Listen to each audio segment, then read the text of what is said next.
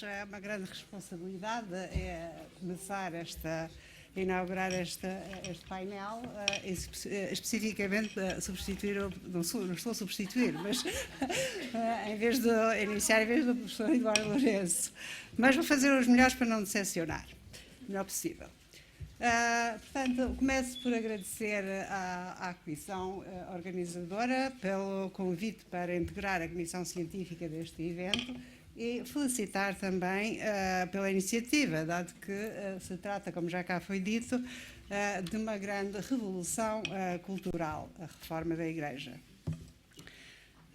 Portanto, o elenco massivo de aspectos que importaria discutir, optei por falar sobre as divergências e convergências entre dois dos mais importantes vultos da Reforma, João Calvino e João Knox, focando a influência que tiveram não só no curso da Reforma, como no domínio da filosofia política, que é o meu enfoque especial. A Reforma protestante misturou doutrina religiosa com teoria política de forma muito mais significativa do que se verificou durante a Idade Média. Reformadores e filósofos defendiam teorias políticas com argumentos teológicos e faziam-se alianças políticas em nome da verdade religiosa. Com efeito, em nenhum caso o mero cisma com a Igreja de Roma pôs fim à ingerência do clero na política ou do poder político público nas novas igrejas que se estabeleceram. Antes, pelo contrário, intensificou-a.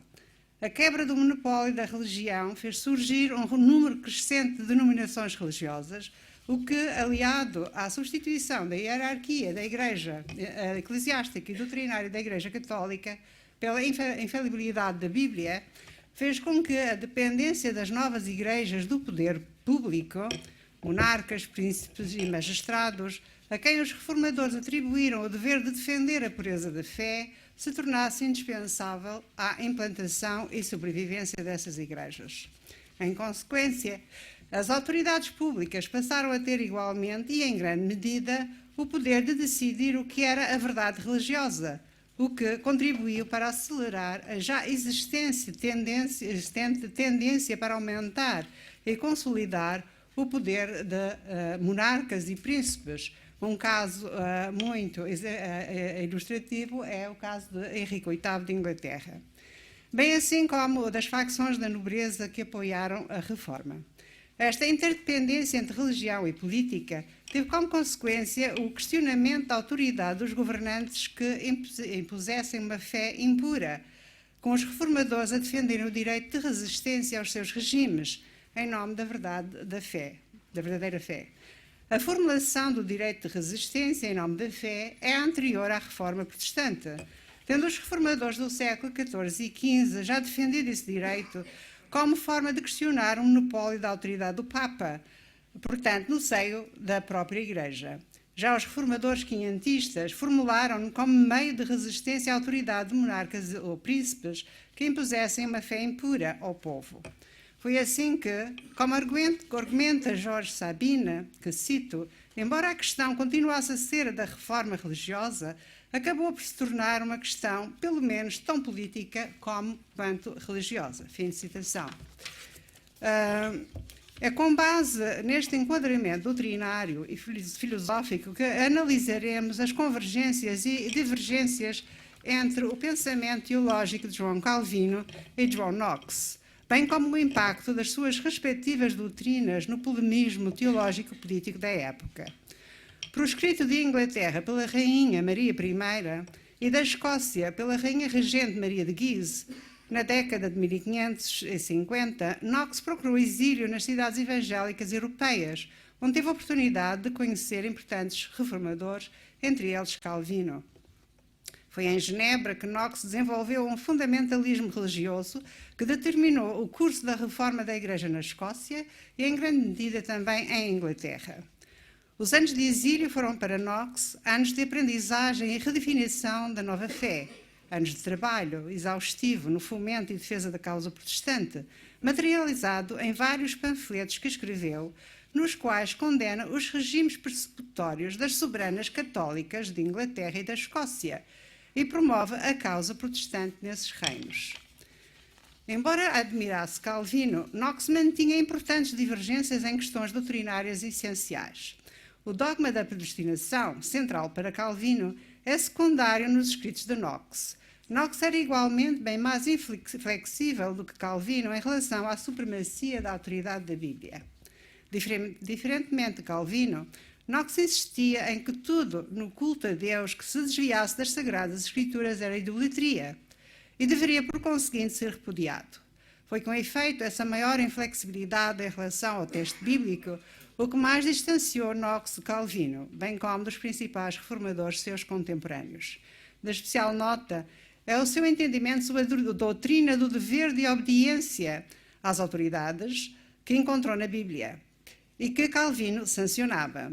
Para Calvino, bem como para outros reformadores helvéticos, a única resistência às autoridades aceitável era a passiva, independentemente do grau de crueldade ou opressão. Convicção que, com ligeiras alterações, sempre manteve e da qual Knox igualmente partilhava no início do seu apostolado. Foi o crescente clima de intolerância religiosa verificado no Reino Unido, especialmente com a monarca católica a inglesa Maria I, que levou Knox a abandonar a doutrina de obediência passiva e a formular uma doutrina de resistência ativa a governantes opressores que impusessem uma religião falsa ao seu povo, induzindo desse modo à prática da idolatria. Preocupado com a legitimidade dos regimes monárquicos da Escócia e da Inglaterra, que por serem femininos e católicos, considerava duplamente transgressores da lei de Deus. Knox, então, decide consultar os principais reformadores helvéticos sobre a situação das igrejas nesses reinos. Eram várias as questões que desejava esclarecer, mas pretendia, sobretudo, saber, primeiro, se a desobediência civil e a resistência a um governante que impusesse uma religião falsa eram legítimas, se os magistrados tinham o dever de resistir a monarcas ou príncipes opressores, e quem deveria o povo apoiar no caso de a resistência acabar em guerra civil, como efetivamente acabou em Inglaterra no reinado de Carlos I. Knox começou por pedir parecer a Calvino, mas Calvino tinha acabado de afirmar a sua própria autoridade em Genebra, onde estabeleceu o que designou de república, com o apoio dos magistrados e cidadãos que se declararam independentes do Duque de Saboia. Por conseguinte, embora tivesse recebido Knox de forma cortês, não concordou que a resistência ativa pudesse ser legitimamente usada contra as autoridades, argumentando que o seu poder era um poder ordenado por Deus e, como tal, era um poder legítimo em quaisquer circunstâncias. A obediência a reis, príncipes ou magistrados era um dever de todos os cristãos, mesmo que se tratasse de regimes tiranos. Esta era a posição, na época de Calvino, a qual, com poucas alterações, manteve e inscreveu nos seus Instituta. Insatisfeito com os argumentos aduzidos por Calvino e outros reformadores helvéticos que consultou, Knox escreveu vários panfletos, nos quais mistura ensinamentos do Velho Testamento com invectivas sediciosas explícitas contra os regimes das soberanas católicas de Inglaterra e da Escócia. Nos seus escritos, Knox faz da reforma da Igreja uma responsabilidade de todos os cristãos que desejem assegurar a salvação e vida eterna, e da salvação a responsabilidade de cada indivíduo. Sublinha que a igualdade cristã pressupõe a responsabilidade de todos pela reforma da Igreja e a preservação da pureza da fé cristã. Dos governantes, assegura Knox, Deus exige que usem a espada e o poder que ele lhes delegou para eliminar a idolatria pela raiz. Referindo-se ao dever de obediência às autoridades encontrado em São Paulo, Knox argumenta que Deus, ao delegar o seu poder aos homens, visava o interesse e o bem da humanidade, não a sua destruição. Era por isso evidente que Deus não tinha colocado os governantes acima dos cidadãos, para reinarem como tiranos. Em consequência, Knox insiste nos deveres dos cristãos face a regimes tiranos e na condenação à morte de todo o governante que obriga o povo a praticar uma religião falsa, argumentando ainda, e cito, a punição de crimes como a idolatria, a blasfémia e outros que atinjam a majestade de Deus não é um dever exclusivo das autoridades instituídas, mas igualmente de toda a comunidade e de cada um cada membro da mesma. Fim de citação.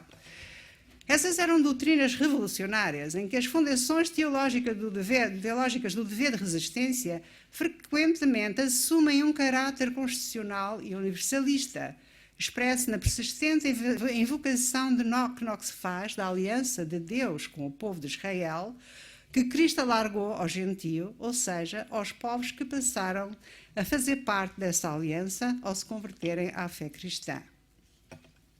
As posições doutrinárias de Knox chocaram a generalidade dos membros mais moderados das congregações inglesas no exílio, bem como dos próprios reformadores helvéticos, e desencadearam uma série de críticas que se intensificaram com a ascensão ao trono da princesa Isabel Tudor, que os reformadores mais moderados viam como oportunidade para fazer avançar a reforma da Igreja em Inglaterra. Logo após o início do reinado de Isabel I, em 1559, Calvino fez questão de informar ao principal ministro da rainha, Guilherme Cecil, de que não tivera nada a ver com as posições doutrinárias de Knox. Também o seu discípulo e sucessor, Theodore de Beza, numa carta que escreveu ao reformador Henrique Bullinger, explica que a venda dos escritos de Knox fora proibida em Genebra. A má recepção generalizada das doutrinas sediciosas de Knox não evitou, porém, que as mesmas abrissem importantes brechas nas teorias da obediência ilimitada a reis, príncipes ou magistrados, que dominavam o pensamento político da época, validando a legitimidade da resistência ativa a governantes tiranos como um dever de cada cristão, no sentido de assegurar a reforma da Igreja e promover a glória de Deus. A ênfase na precedência do dever de obediência a Deus fez com que os seguidores de Knox desenvolvessem uma forte consciência religiosa, que, ao ser posta à prova contra as arbitrariedades de governantes opressores, acabou por dar origem ao surgimento de uma consciência política e de direitos civis, de que a resposta de Knox à rainha da Escócia, Maria Stuart, em junho de 1563, era já um pronúncio. E cito: apesar de eu não ser conde, lorde ou barão, ainda assim Deus fez-me um membro útil deste reino. Sim, madame, é meu dever proclamar a verdade, não importa a quem doa. Fim de citação. Com Knox, a doutrina da obediência às autoridades limitada ao que não violasse a lei de Deus abriu caminho para que o povo se convencesse do seu dever de resistir às autoridades que se opusessem à reforma da Igreja e a não aceitar passivamente o despotismo. Já Calvino sublinhava o dever da obediência e reverência às autoridades, independentemente de governarem bem ou mal, de forma justa ou injusta, de os governantes serem ou não perversos e opressores. É o que afirma em Institutas, onde diz, e cito, citar em francês: si nous sommes cruellement vexés par un prince inhumain, si même nous sommes affligés pour le nom de Dieu par un sacrilège et incrédule, mettons-nous devant cette pensée, qu'il n'est pas en nous de remédier à tel mot, mais qu'il ne reste autre chose que d'implorer l'aide de Dieu, car qu'une fois, il suscite manifestement quelques-uns des serviteurs et les armes de son mandement pour faire punition d'un domaine injuste. Fim de citação. Foram os questionamentos dos hugonotes sobre a legitimidade de reagirem contra as perseguições dos governantes franceses que levaram Calvino a finalmente considerar o dever de resistência, argumentando que Deus não deixava o seu povo sem um líder que o protegesse. Depois de ter ressalvado que não competia ao povo derrubar governos tiranos, Calvino finalmente admite que, em certas constituições, as autoridades inferiores partilhavam o poder público com o soberano e que, nesses casos, tinham o dever, e cito, de s'opposer et résister à l'intempérance ou cruauté des rois selon le devoir de leurs offices. Fim de citação.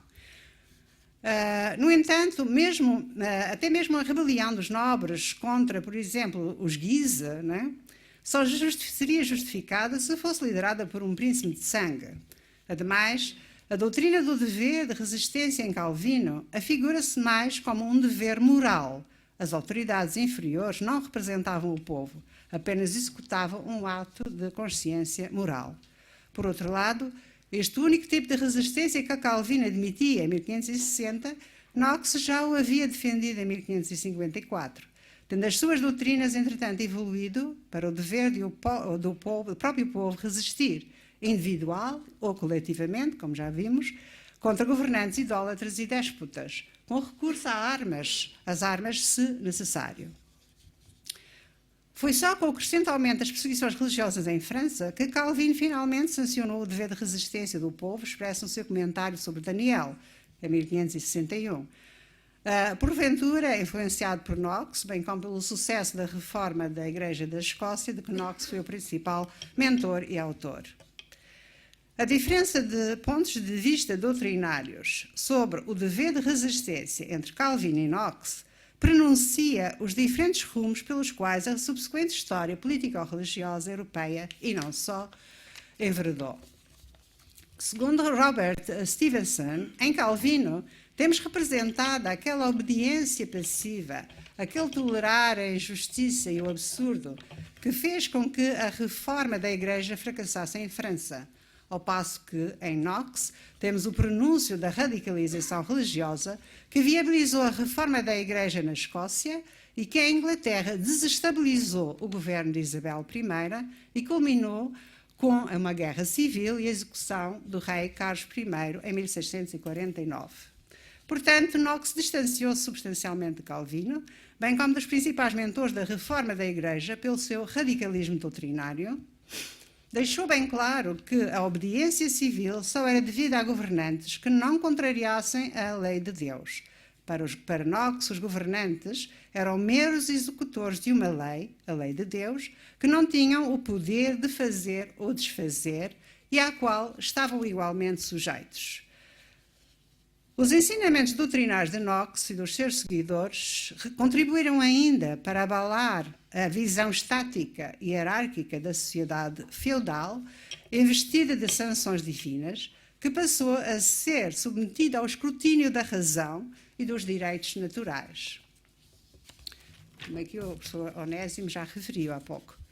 Com efeito, este polemismo teológico-político acabou por inspirar o discurso político-filosófico da época, em que a doutrina do dever de obediência às autoridades instituídas deu lugar à versão moderna da teoria do poder absoluto dos reis, as monarquias iluminadas, com Thomas Hobbes, e em pensadores como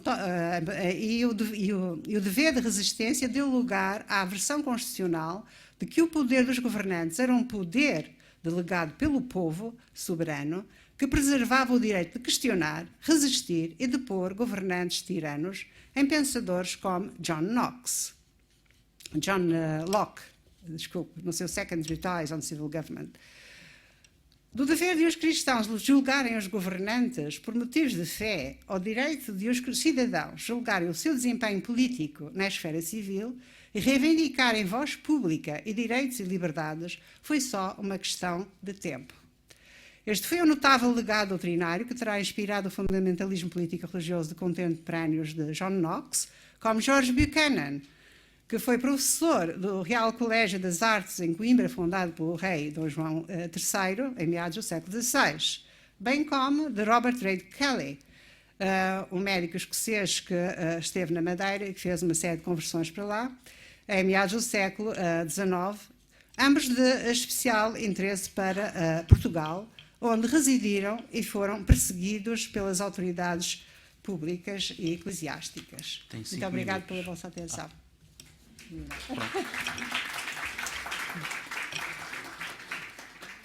Obrigadíssimo. E ainda teria. Esqueci de passar até aqui as imagens. Aqui temos o John Knox, da Trompeteer, aqui o João Calvino, portanto. Aqui temos Maria de Guise, que era casada com o rei da Escócia, era escocesa, rainha regente, na minoridade da filha Mary, Maria Stuart, e o Jaime V, que era o rei, de quem o George Buchanan foi tutor. Maria I era rainha católica, filha de Catarina de Bragança. A esposa, a primeira esposa, a Catarina? A esposa de Henrique VIII, esta é a filha católica, e teve outra filha que é Isabel Elizabeth, que era protestante, filha de Ana Bolena. Aqui temos a Isabel, rainha de Inglaterra, entre 1558 e 63. William Cecil, Guilherme Cecil, o ministro a quem Calvino escreveu a dizer que não tinha nada a ver com as doutrinas do radicalismo de Knox. Theodore de Beza, Bullinger, foi referido aqui, a rainha escocesa Maria Stuart, e aqui temos George Buchanan, que foi leitor na Universidade no Real Colégio em Coimbra, e o Robert J. Kelly, que tem uma importância muito grande na Ilha da Madeira, porque devido às conversões que fez, e em 1846 teve que fugir da Madeira, por causa das foi perseguido, e levou consigo cerca de 2.000, na primeira leva, 2.000 madeirenses que tiveram também que sair da Madeira, foram igualmente perseguidos. E são pioneiros porque acabaram por estabelecerem-se em Illinois, no estado de Illinois, e fundarem duas comunidades, Springfield e Jacksonville.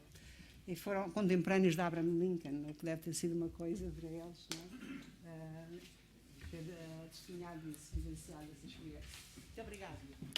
Obrigado, nós.